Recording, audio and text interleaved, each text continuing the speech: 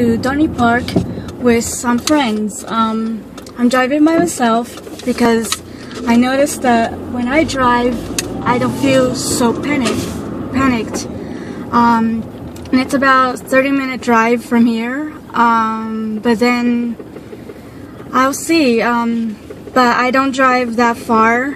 I only drive closer to my surroundings because I'm familiar with it. I mean, I've been to Dorney Park many years ago, and I have no idea how I got this panic disorder, but disorder of agoraphobia. So right now I'm driving, and I'm going to see if I can make it there fine. I want to also see my expression of my different feelings of how I do it, how I go about it.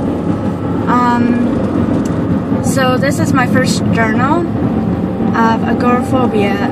It's not something that anyone should have, that's for sure. I wish that people who did not have it, because it's not fun at all. It's very, very depressing. It really takes you really deep in depression if you are at home by yourself, or you can't go anywhere. But in my case, I can, which I'm glad. But we'll see. It's the traveling that is a little bit hard. And I'm gonna wait and see. It's a little bit weird to talk about it because I am so I'm the kind of person that wants to fit in, wants to say, oh, yes, and I've been to so many places in my life, but this time, a few years ago, this occurred, so I need to break this horrible curse, spell, or whatever you may call it. I might be talking for a little while. It's just that, I want to make sure that you all know that you're not alone in this. I have major things in my life that maybe has happened, and also with some of my cases is that it came from my panic disorder. They have said that they can't seem to find what has happened, and seriously, I've never had a real big traumatic thing in my life that occurred that something like this could happen, but it did. So I have panic disorder, and I also have agoraphobia, and recently, which doesn't even go with any of these two, but I recently have Lyme's disease. So sorry about my I can't stand them, but when I get a little nervous, that's what I say. And yeah, so with going to Dorney Park, I'll see how everything goes, because I probably will be sitting a few times because of my inflammation from the Lyme's disease. But it's time for me to move on, time for me to break this curse, and time for me to show the world that they're not alone. They can do this. They can, take a little step at a time. Right now, because I know how far I can go by myself, that's why I'm like, you know what, if I can go from A to C, I know that I can go from A to D, and A to E, and eventually I'll go from A to Z, and but it has to be a little bit at a time.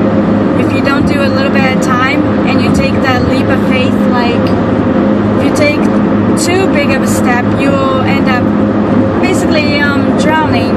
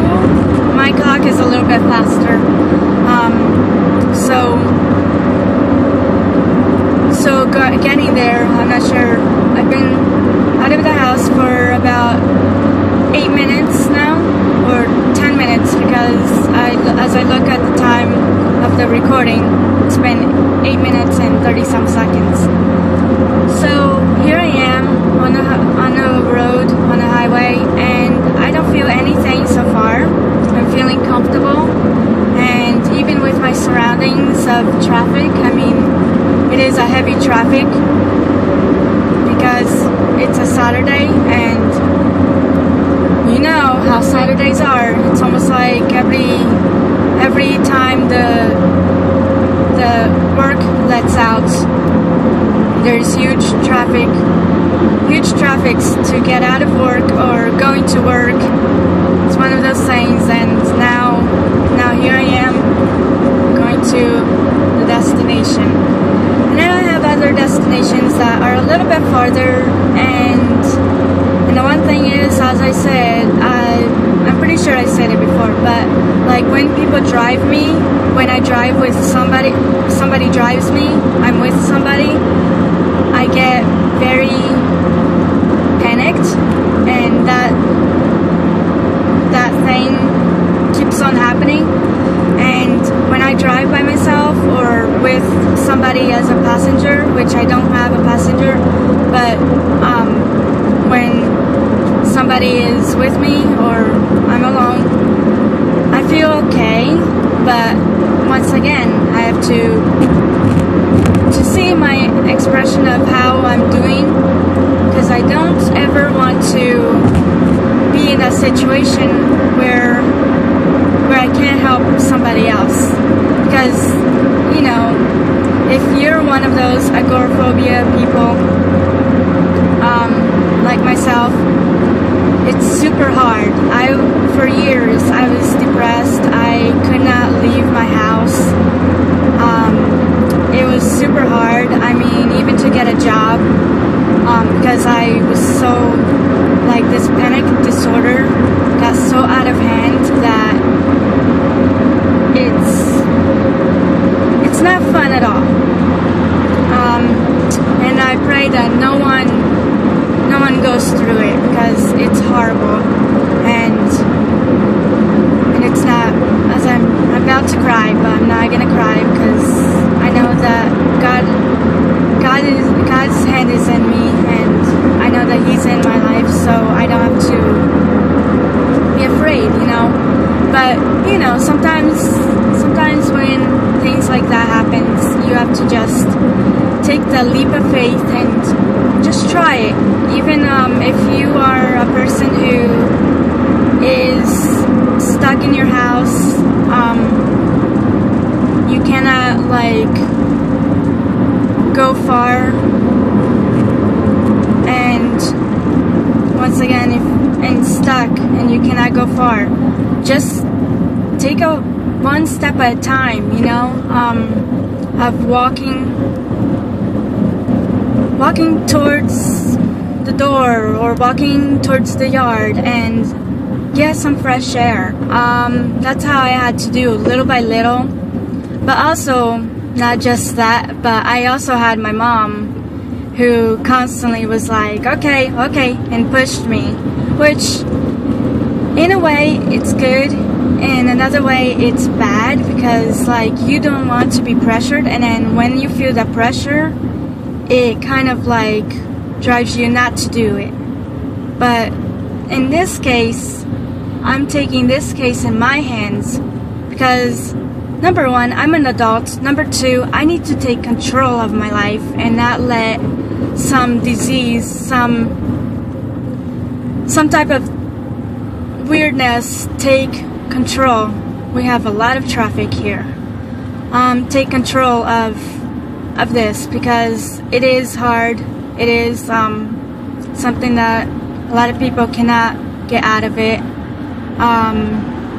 And it's sad, because some of these people that have it and that cannot get away from it, they end up ending their lives. And that's one thing that I'll never want to do with my life, because I have a purpose to live, and I have a purpose, and God has a plan for my life.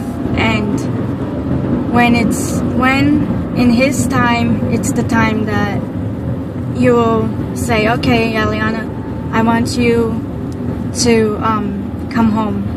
But you know what? We cannot do this to ourselves, of like letting these disease get a hold of us. it can be any kind of disease, you know. I mean, for example, people with high blood pressure, they can only eat certain things, and they know that. But sometimes they can sometimes get out of hand and go and eat that little thing that they should have not eaten, and end up that they get sick, end up in a hospital because they did not listen. Well, in this case, yes, it is different, but the thing is, you need to step out and do it. You need to break free from that. Take that leap of faith. I know that I'm saying it a lot, but it's true. If I don't come out of my comfort zone, then my dreams of doing what I dream of, I have a huge dream. I don't know if it's gonna happen, but I hope it will. But the thing is, I cannot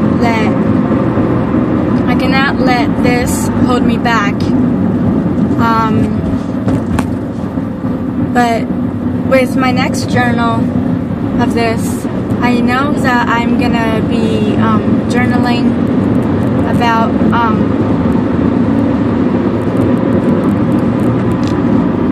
I'm gonna be getting on to the next lane, because the one lane that I'm in, it's a little bit. Are you gonna let me through or not?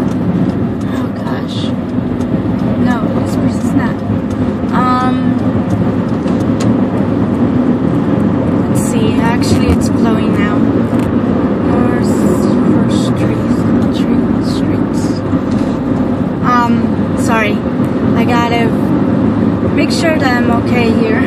I am. So far I don't feel anything. I don't feel any of the tension of like the panic attack. And one thing is, don't ever mention mine, because it's not yours. It's nobody's. It's just something that happens. You know, I constantly say